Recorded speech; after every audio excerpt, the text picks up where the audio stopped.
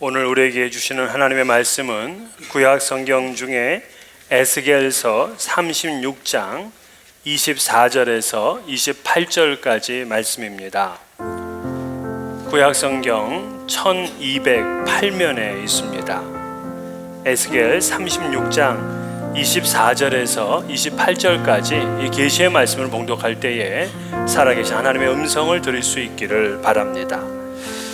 내가 너희를 여러 나라 가운데에서 인도하여 내고 여러 민족 가운데에서 모아 데리고 고국 땅에 들어가서 맑은 물을 너희에게 뿌려서 너희로 정결하게 하되 곧 너희 모든 더러운 것에서와 모든 우상 숭배에서 너희를 정결하게 할 것이며 또 새 영을 너희 속에 두고 새 마음을 너희에게 주되 너희 육신에서 굳은 마음을 제거하고 부드러운 마음을 줄 것이며 또 내 영을 너희 속에 두어 너희로 내 율례를 행하게 하리니 너희가 내 규례를 지켜 행할지라. 내가 너희 조상들에게 준 땅에서 너희가 거주하면서 내 백성이 되고 나는 너희 하나님이 되리라. 아멘. 우리가 사는 세상은 참 빨리 변화합니다. 자연의 경관도 예전과는 많이 달라졌고요. 또 물질 문명은 더욱 그렇습니다. 그래서 가전제품 전시장이나 자동차 전시장을 가보게 되면 가히 놀랄 정도입니다. 또 이런 변화의 속도에 대한민국은 아마 세계 최고일 것입니다. 그래서 한국을 방문하고 오신 분들은 한국의 발전상에 깜짝깜짝 놀랍니다. 그런데 이렇게 변화 많은 세상 가운데서 정말 변화되지 않는 존재가 있다면 사람이 그렇습니다. 이 사람은 참 안 변해요. 내성적이었던 사람이 시간이 지난다고 외향적인 사람이 되지를 않습니다. 이기적이었던 사람이 남을 배려하는 사람으로, 또 난폭한 성격을 가진 사람이 아주 부드럽고 매너 있는 사람으로 바뀌지를 않습니다. 무뚝뚝했던 사람이 다정다감한 사람으로 안 바뀝니다. 겁 많고 늘 두려워했던 사람이 어느 순간 담대한 사람으로 변화되지를 않습니다. 사람의 변화가 이토록 어렵습니다. 성품이 바뀌지를 않는다고 합니다. 하지만 인간의 존재를 완전히 변화시키는 분이 있습니다. 바로 성령님입니다. 성령께서 임하시게 되면 늘 불평하고 인상을 쓰던 사람이 감사하게 되고 그 얼굴이 활짝 피며 삽니다. 두려워했던 사람이 담대한 용사가 됩니다. 난폭하고 적대적이었던 사람이 남을 배려하고 남을 사랑하는 사람으로 바뀝니다. 제가 섬겼던 그 예능교회에서는 그 당시 이제 교회 초창기 때였어요. 참 열심히 기도하는 분이 있는데 그분이 돌아가신 영화배우 강효실이라는 분입니다. 지금의 그 최민수라는 영화배우의 엄마죠. 근데 그녀가 결혼을 최무령이라는 당대 최고의 영화배우하고 이제 결혼을 했습니다. 그러나 결혼 생활이 평탄하지 못했죠. 결국 이제 이혼을 하게 되고 일남 3녀를 낳았지만 그 자식들하고 같이 살 수가 없는 상황이 됐습니다. 그러자 이제 삶의 목표를 잃어버리고 이때부터 이 강효실은 술에 빠져 삽니다. 근데 술도 죽을 만큼 먹습니다. 맑은 정신으로는 한순간도 살 수 없기 때문에 그러죠. 그리고 담배는 하루에 3갑씩 폈습니다. 그렇게 2년 동안 무질서한 생활을 하다 보니까 심장병, 신장염, 늑막염, 고혈압, 갑상선 호르몬 저하, 온몸에 이제 병을 다 얻게 되었습니다. 그때부터 13년 동안 3번이나 자기의 동맥을 끊었습니다. 그렇게 자살을 시도했던 거죠. 이러한 딸의 모습을 봤던 그 어머니, 유명한 영화배우 전옥이죠. 그 전옥 씨가 충격으로 세상을 떠나게 되었고 자식들은 더 탈선했습니다.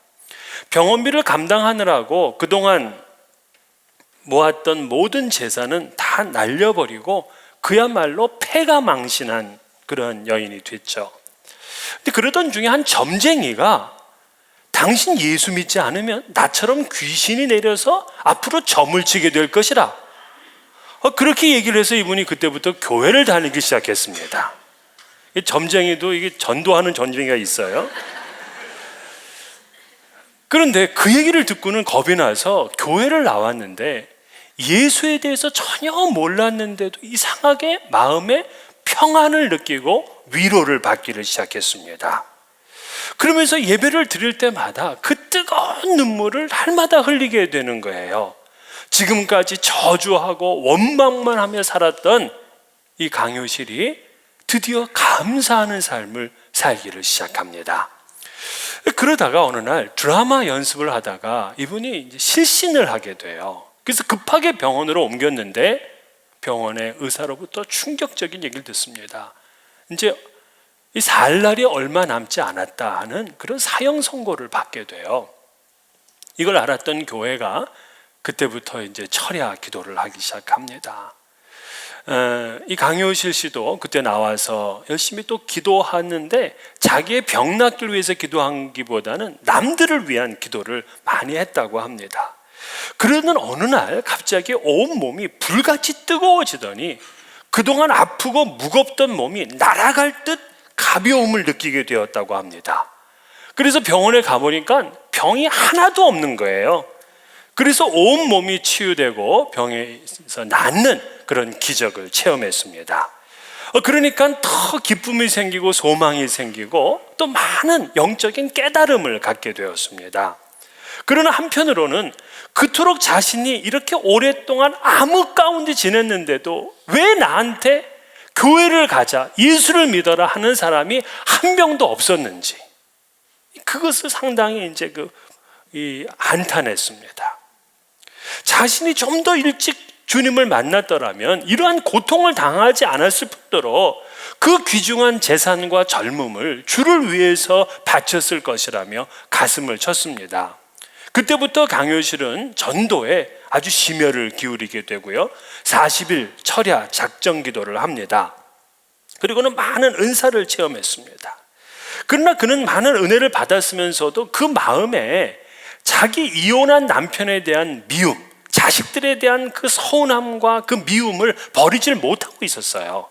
근데 성령께서 자신이 가지고 있는 이 미움을 싫어하신다는 것을 알았습니다. 그리고는 그때부터 남편과 아이를 용서하기를 시작했습니다. 그리고는 자신이 지금까지 당한 환난이 모두 다 하나님의 축복의 길이었다 하는 것을 믿게 되었습니다. 그리고는 순회 연극을 통해서 복음을 전하는 사람이 되었고 완전히 새로운 인생을 사는 사람이 되었습니다. 여러분, 어떻게 사람이 이렇게 변화할 수가 있겠습니까? 병원에 클리닉에 가면 되겠습니까? 정신수련원에 가면 되겠습니까? 아니면 매를 죽도록 맞으면 되겠습니까? 성령님이 아니면 사람을 이렇게 새롭게 만들어 줄 수가 없어요. 그래서 우리는 새 사람으로 변화되기 위해서는 성령을 받아야 됩니다. 우리의 자녀들이 아무리 탈선하고 아무리 많은 문제를 가지고 있어도 그가 성령을 받기만 하면 그의 삶은 완전히 바뀌어집니다.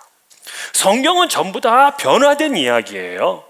우상장수의 아들이 믿음의 조상 아브라함이 되었다는 이야기, 남을 속이고 남의 것을 빼앗으며 살던 야곱이 이스라엘의 국부가 되었다는 이야기, 40년 동안 양치기를 하면서 초라하게 살던 노인이 이스라엘의 지도자 모세가 되었다는 이야기, 집안으로부터도 인정받지 못하고 살던 그 양치기 소년이 이스라엘의 성군 다윗이 되었다는 이야기, 또한 소를 갈면서 농사를 짓던 평범한 사람이 엘리사라는 위대한 선지자가 되었다는 이야기, 갈릴리 바다에서 고기를 잡으면서 그저 연명하며 살던 사람이 예수 그리스도의 수제자가 됐던 베드로, 그런 이야기, 또한 교회를 핍박하고 예수 믿는 사람을 잡아 가두고 죽이려고 했던 사람이 교회를 세우고 이방인의 사도 바울이 되었다는 이야기, 전부 성경은 다 이렇게 변화된 이야기로 가득 차 있습니다. 왜냐? 성령 하나님은 변화시키는 영이기 때문에 그렇습니다. 사람을 변화시키고요, 개인의 영혼을 소생시키십니다. 요엘서에서 약속하였고 또 예수님이 약속하셨던 그 성령이 사도행전 2장 오순절날 그 마가의 다락방에 모였던 사람들에게 임하였습니다. 그런데 사도행전 2장을 보게 되면 이때의 성령은 어떤 모습이었느냐? 불같은 모습이었다 그랬어요. 불의 혀같이 갈라졌다 그랬어요. 또 강한 바람 소리가 났다 그랬습니다. 여러분, 바람과 불이 합쳐지게 되면 변화되지 않을 게 없어요. 모든 것이 다 변화가 됩니다.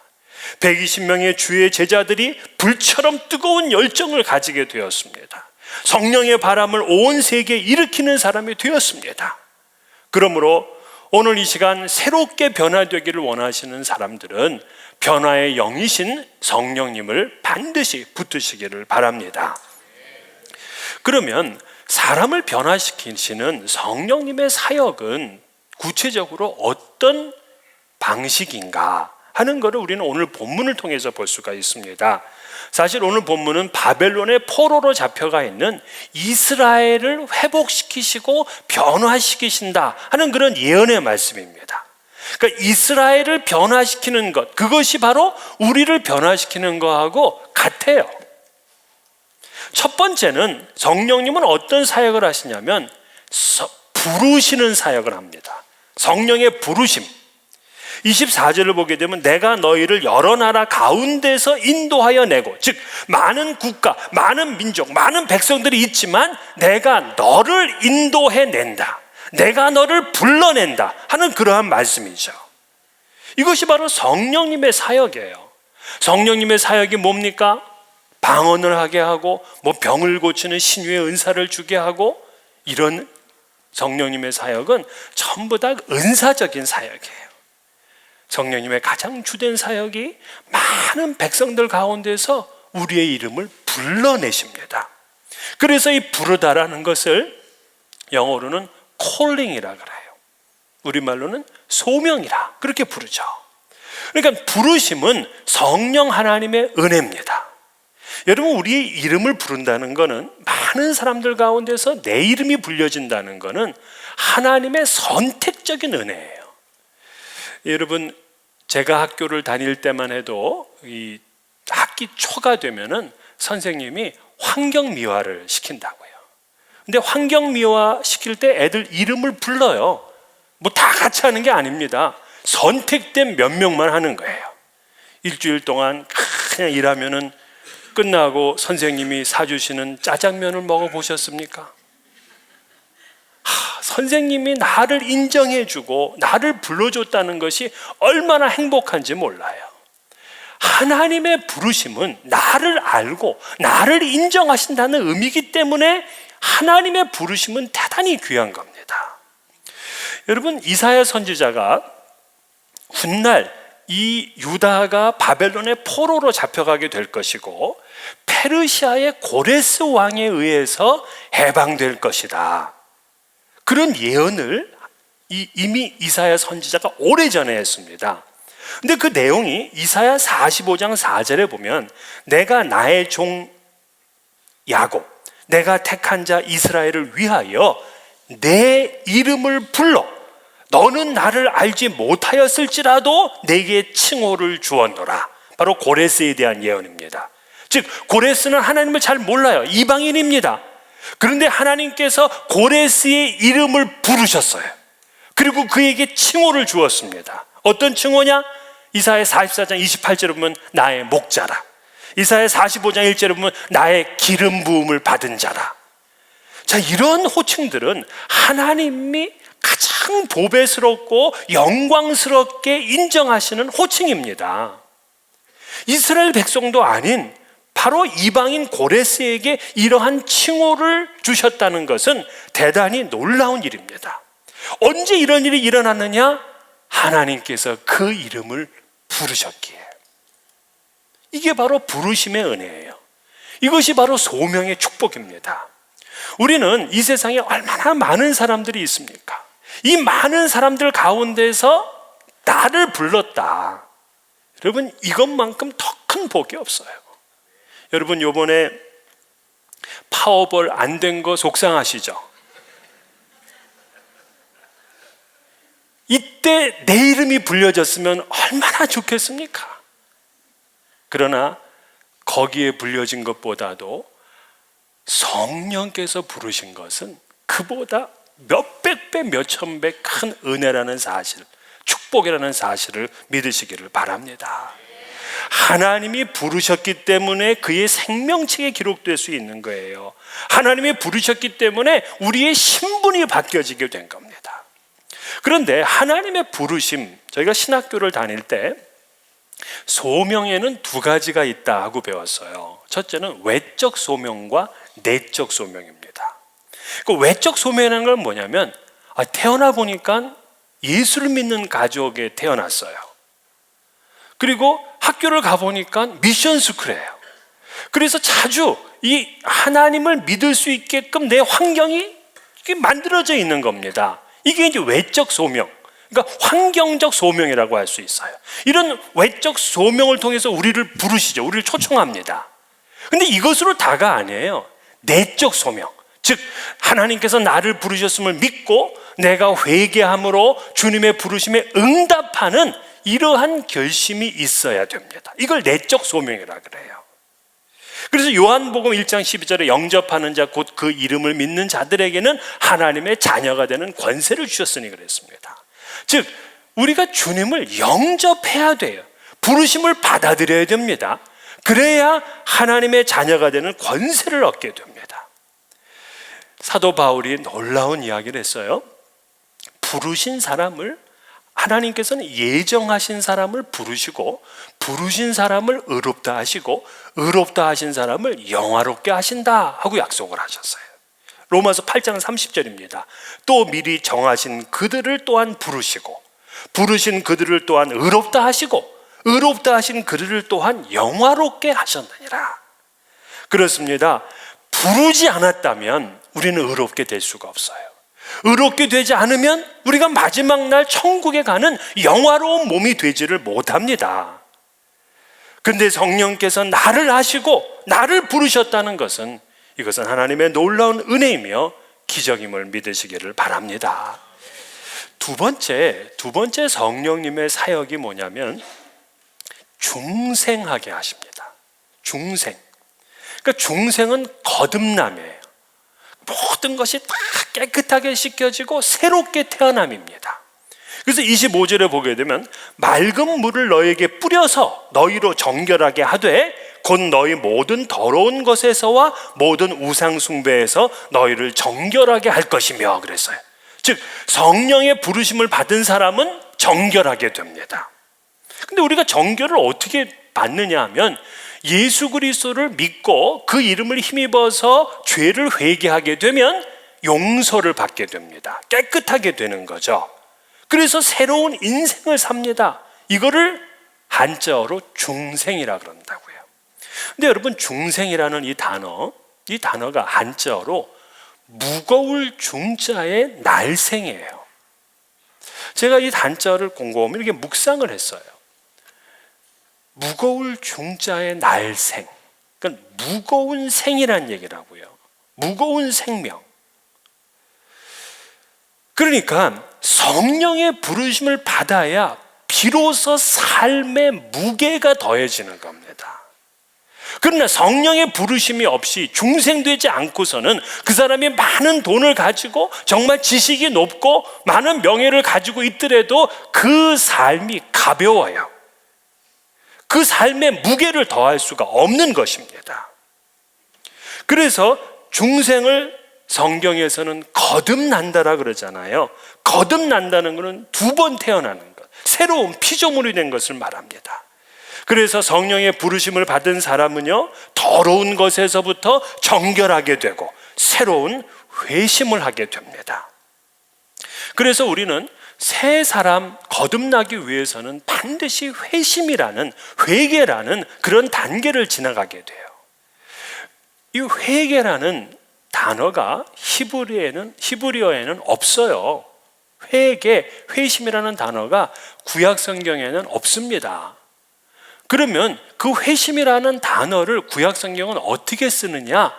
슈브라는 단어를 써요. 슈브. 이 슈브라는 단어가 되면 이거는 방향을 돌이킨다는 얘기입니다. 이걸 가장 잘 보여주는 게 탕자의 이야기예요.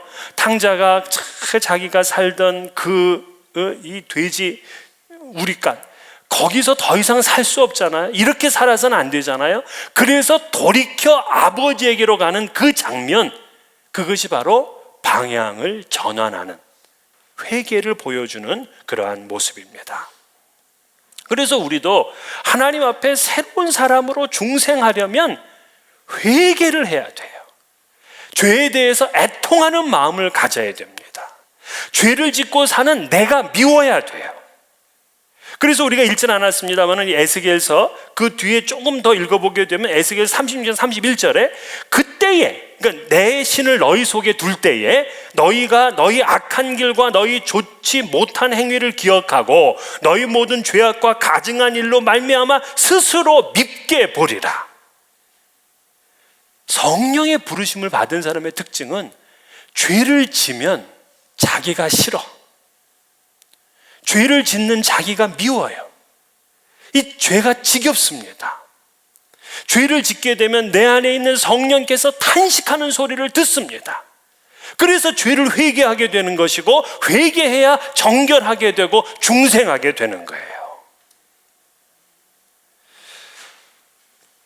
그래서 26절에 또 새 영을 너희 속에 두고 새 마음을 너희에게 주되 너희 육신에서 굳은 마음을 제거하고 부드러운 마음을 줄 것이며 라고 약속을 합니다. 새 영, 새 마음이라는 것은 완전한 인격적인 변화를 말하는 거예요. 인격적 갱신을 말하는 겁니다. 그러니까 중생한 사람은 영원히 새롭게 됨을 경험을 하죠. 소망이 없고 캄캄한 어둠 가운데서 그저 죽기만을 바라고 있던 인생이 성령께서 부르시고 중생하게 하시면 완전히 변화가 됩니다. 이 변화되는 것을 가장 잘 보여준 것이 에스겔서 37장에 있는 마른 뼈 환상입니다. 마른 뼈 환상. 에스겔이 어느 골짜기로 가보니까 전부 다 뼈들만 있습니다. 앙상한 뼈들만. 그런데 그 뼈들이 말씀을 주니까는 탁탁탁탁 붓기 시작하더니만 거기에 힘줄이 생기고, 그리고 살이 붙더니만 피부가 탁 덮였어요. 그리고는 성령의 생기가 그 속에 임하니까 그들이 여호와의 군대가 됐습니다. 여러분, 마른 뼈 조각이 여호와의 군대로 바뀌는 이 비전을 에스겔에게 보여주었어요. 무엇을 말하느냐? 여러분, 우리가 이 땅에서 정말 메말르고 뼈같이 그렇게 모든 것을 다 상실해버리는, 호흡조차 할 수 없는 그러한 상황이라도 성령께서 만져주시기만 하면 그는 하나님의 군대가 됩니다. 할렐루야. 이것이 중생이에요. 이것이 중생. 여러분, 예수를 믿으면서 그냥 교회만 다니는 것이 아니라 중생의 경험을 해야 돼요. 제가 필리핀에 선교를 가봤습니다. 필리핀에 선교 가서 Are you a Christian? 하고 묻습니다. 그러면 100이면 100명이 다 yes 그래요. 전부 크리스천이래요. 왜? 그 사람들은 다 캐톨릭 국가에 삽니다. 90% 이상이 다 캐톨릭 교인이에요. 그러니까 크리스천이라고 물으면 yes 다 얘기를 해요. 그래서 필리핀에 가서 선교할 때는 Are you a Christian? 하고 묻지 않습니다. Are you a born again Christian? 이렇게 물어요. 거듭난 그리스도인이냐 이렇게 묻는다고요. 오늘 우리들은 그냥 크리스천입니까? 거듭난 그리스도인입니까? 성령님을 통해 거듭나야 돼요. 그런데 이 거듭남에 대한 그런 좀 이해가 필요한데요. 이 거듭남은 능동적이 아니라 수동적이라는 거예요. 그러니까 우리가 아기가 태어나는 것도 마찬가지입니다. 아기가 스스로 능동적으로 태어나지 않잖아요. 부모에 의해서 얘는 낳아지는 겁니다. 그래서 영어에서도 태어나다는 건 전부 다 수동태로 써요. 스스로 날 수가 없어요. 다 다 수동적입니다. 성령께서도 우리를 거듭나게 하시는 것도 마찬가지입니다. 우리가 스스로 노력해서 거듭날 수가 없어요. 성령의 부르심에 내가 응답하고, 그러므로 우리는 거듭나지는 거죠. 또한 내가 중생했다 그래가지고 완전히 인격적으로 완성에 이르렀다, 그거 아닙니다. 여러분, 아기가 태어난다고 이 아기가 정말 사람 구실 제대로 합니까? 못하잖아요. 시간이 걸려야 된다고요. 마찬가지로 우리도 이 땅에 태어나고 거듭났을 때에 성화의 과정을 거쳐가요. 그래서 우리가 함부로 다른 사람들을 다 완전한 기준에 놓으면 안 됩니다. 다 우리는 허물이 많은 사람들이에요. 전부 다 공사 중인 사람입니다. 그러나 가능성이 있는 것은 무엇이냐면, 성령께서 내 안에 계셔서 나를 만져주심으로 내가 굳은 마음이 아니라 부드러운 마음이 된다는 거예요. 여러분, 굳어 있으면 이거 변화되질 않습니다. 굳은 마음이면 변화가 안 돼요. 그저 자기의 고집, 자기의 생각 그대로 삽니다. 그래서 여러분, 60이 넘어서 예수를 믿는 분들은요, 참 변화 안 돼요. 60이 넘으면 말씀대로 안 살고 고집대로 살거든요. 근데 요즘은 60 넘은 분들만이 아니에요. 20대 청년들도 고집으로 삽니다. 그런데 성령께서 임하시게 되면 굳은 마음을 제거하고 부드러운 마음을 주신다니까요.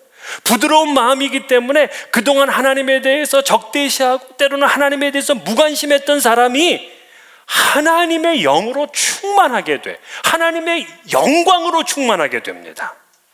고린도후서 3장 18절에 그렇게 말씀하셨어요. 우리가 다 수건을 벗은 얼굴로 거울을 보는 것 같이 주의 영광을 보매 그와 같은 형상으로 변화하여 영광에서 영광에 이르니 곧 주의 영으로 말미암음이니라. 자, 이 말이 뭐냐면요, 우리가 주님과 같은 형상으로 바뀌어지게 되고, 그래서 우리가 영광에서 영광으로, 그 완전한 영광이죠, 그 영광에 우리를 이르게 하신다는 거예요. 아니, 우리가 어떻게 하나님의 형상이냐고, 이렇게 못나고 금방 좌절하고 신앙의 길을 가다가 실망하고 사람들 미워하고 담을 쌓고 지내고 얼마나 불평해요. 짐승과 같은 형상이라고 해도 과언이 아닌 이 사람을 하나님의 형상으로 바꿔주셔서 우리가 감당할 수 없는 그런 영광의 자리에 이르게 하신다. 뭐로 말미암아? 주의 영으로 말미암아, 성령으로 말미암아 우리를 그렇게 하나님의 형상으로 바꿔주시고 하나님의 영광에 이르게 하십니다. 이것이 바로 성령님의 은혜의 사역, 중생입니다. 끝으로 세 번째, 성령님은 어떻게 우리를 변화시키시느냐.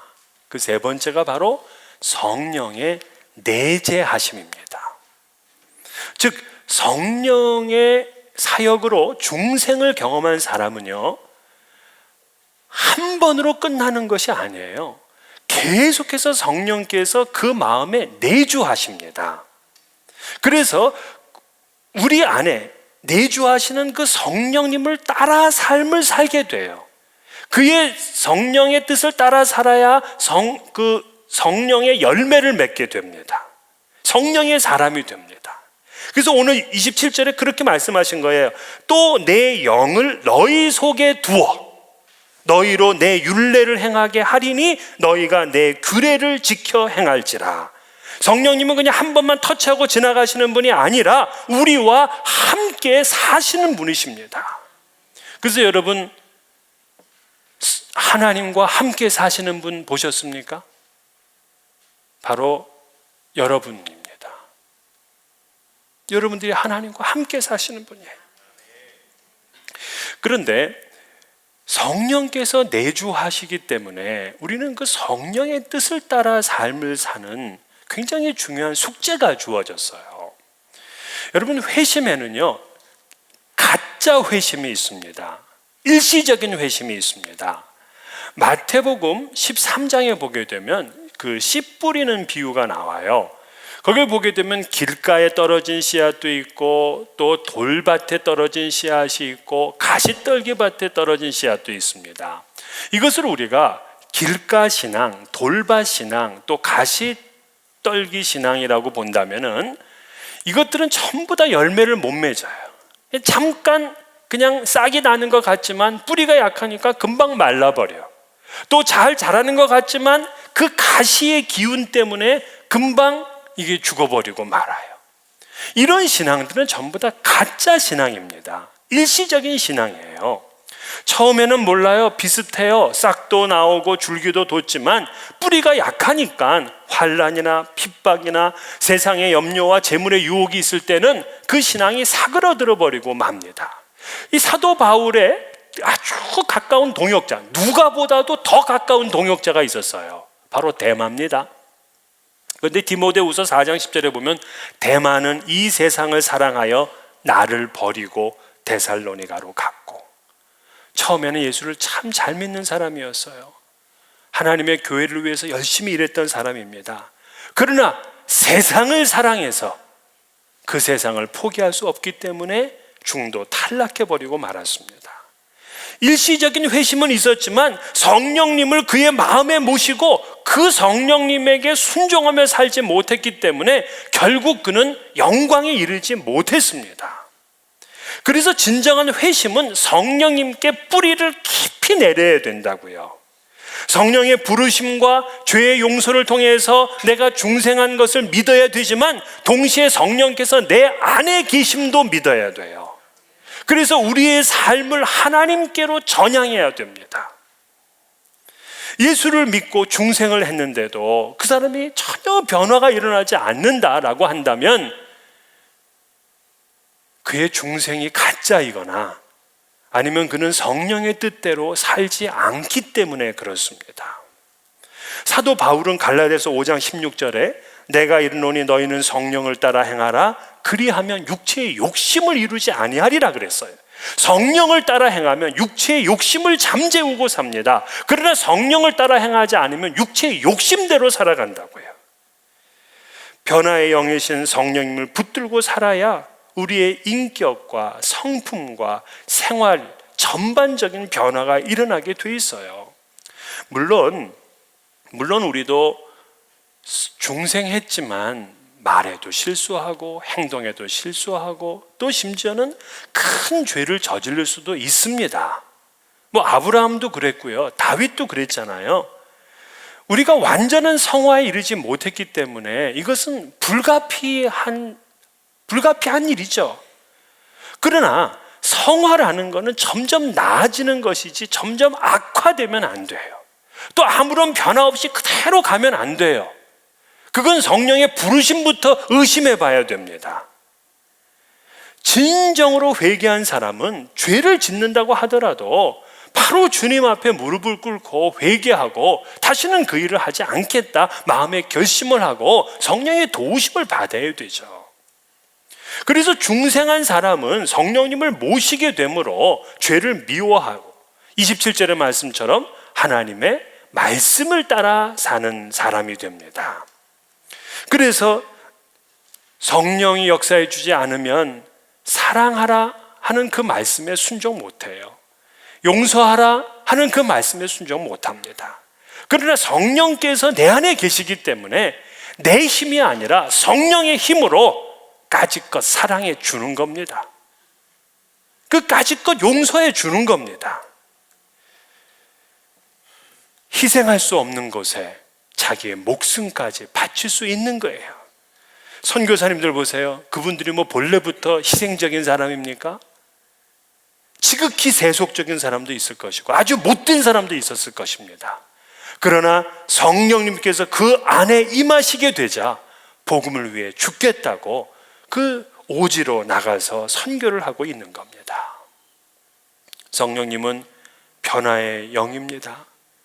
성령께서 우리를 변화시키기 위해서 부르시고 또 우리를 거듭나게 하시고 우리 안에 내주하십니다.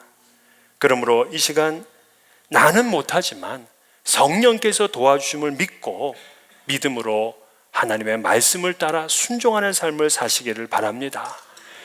성령의 사람에게 주님께서 오늘 본문에서 마지막 이렇게 결론을 얘기하셨어요. 28절에 내가 너희 조상들에게 준 땅에서 너희가 거주하면서 내 백성이 되고 나는 너희 하나님이 되리라. 너희가 내 백성이 되고 나는 너희 하나님이 됨이라. 하나님께서 기꺼이 우리의 하나님이 되실 것을 약속하셨고요, 우리를 하나님의 백성으로 인정하시겠다, 그렇게 약속하셨습니다. 이러한 변화의 영을 붙드시고 여러분의 심령이 큰 부흥이 일어나시기를 주의 이름으로 축원합니다.